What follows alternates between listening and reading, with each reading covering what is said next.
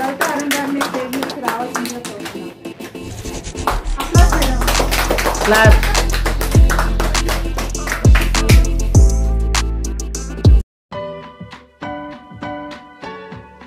చూద్దాం.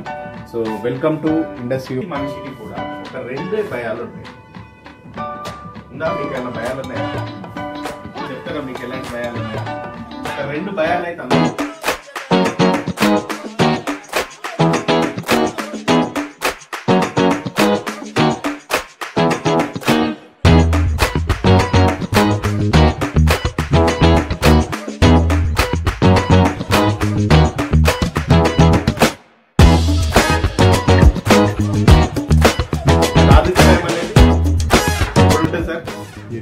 నిత్యం ఉంటుంది మనకి. సో ఈ ఆర్థిక భయం నుండి మనం బయటపడాలి అంటే మనకి కావాల్సిన మంత్రం ఏంటి అంటే ఫైనాన్షియల్ ఫ్రీడమ్, ఆర్థిక స్వేచ్ఛ. సో ఈ ఫైనాన్షియల్ ఫ్రీడమ్ అనేది, ఈ ఫైనాన్షియల్ ఫ్రీడమ్ ను పొందుకోవడానికి మన తల్లిదండ్రులు, మన ముత్తాతలు, వాళ్ళ ఫోర్ ఫాదర్స్ వీళ్ళందరూ కూడా ఎప్పటి నుండో ట్రై చేస్తూ వస్తున్నారు. దేనికోసం అంటే ఆర్థిక స్వేచ్ఛ కోసమే. కానీ ఈ ఆర్థిక స్వేచ్ఛ ఎలా పొందుకోవాలి అనేది అర్థం కాక పాపం వాళ్ళు చేసే కష్టం వాళ్ళు పడుతూ మనకి దాన్ని మన చేతిలో పెట్టి వెళ్ళిపోతుంది.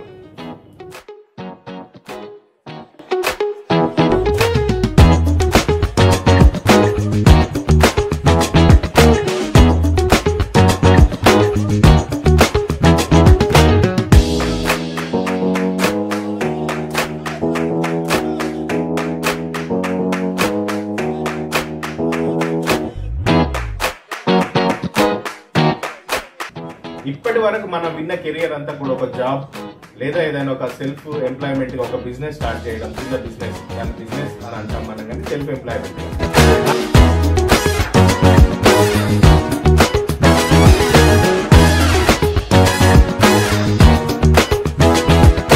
ఏమని స్టేటస్ పెట్టిండ్రు? మనం కట్టిన ట్యాక్స్ వృధా పోలేదు. ఆ స్టేటస్ పెట్టిన వాళ్ళ దాంట్లో 80% పీపుల్ ట్యాక్స్ కట్టడం వాళ్ళే. అంతేనా కదా?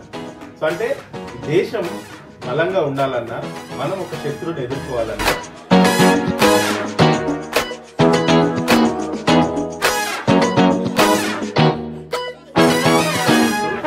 మనిషికి ఉండే రెండు భయాలలో మరణ భయం ఒకటి. సో ఆ మరణం అనేది ఎలాగైనా రావచ్చు, కానీ మన చేతుల్లో ఉండేది ఏంటి సార్? ఆరోగ్యం. మన చేతుల్లో ఉండేది ఏంటి? ఆరోగ్యం. ఆరోగ్యాన్ని కాపాడుకోవాలా, ఆరోగ్యాన్ని బాగు చేయాలనేది మన చేతుల్లోనే ఉంటుంది. నార్మల్ గా ఒక 20-30 crores అయితే ఈజీగా ఇన్వెస్ట్ చేసి ఉంటాం. సో అక్కడ ఈ వెళ్ళి అక్కడ బై చేసే మధ్యలో ఒక దళారి వ్యవస్థ ఉంటుంది. మళ్ళీ దాని గురించి ఎవరు చెప్పాలి? టీవీలోకి వచ్చి మహేష్ బాబు చెప్పాలి. ఆ మహేష్ బాబు కనీసం ఆ సబ్బు స్మెల్ కూడా తెలియదు.